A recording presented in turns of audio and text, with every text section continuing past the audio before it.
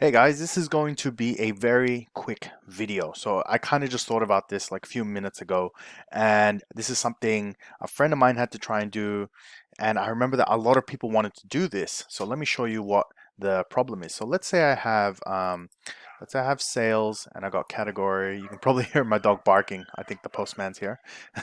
um, let's say I've got country. No, maybe not a good example. Let's try region maybe. Okay, this is a good example. All right. So here's what he was trying to do. So he wants to show the value here. So let's say 800,000, right? And then the value for this one and a value for this one. And then at the end of that, also have the total value up here. Now, the problem with this is in terms of labeling, that's not how the default works on Tableau. So the way it works on Tableau is if I grab sum of sales and put in the label, it will only show it like this. And the way to get rid of it is to get rid of the coloring, right? And that is because as soon as you introduce this coloring, you've basically added a level of detail. So how do we keep both? Well, here's the secret.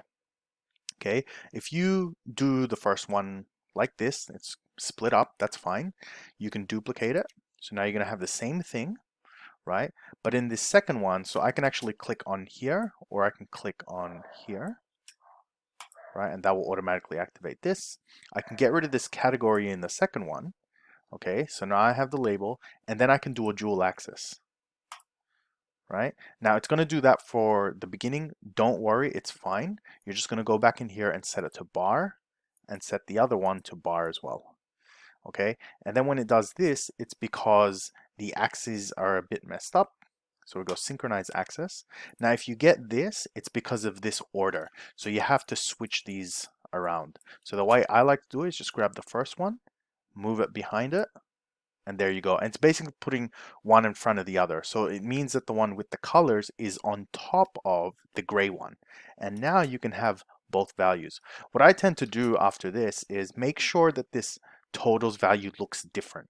Okay, we can get rid of this other axis. We don't need this anymore, right? So what I like to do is for this one, I can right click on here, format, or I think I can do it here, right? And just make this like 18 or something. 18 bold.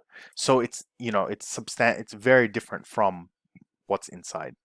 And that's it. That's how you get two sets of values on the same bar chart or stack chart and totals chart and so on and so forth. So I hope you guys enjoyed and I'll see you next time.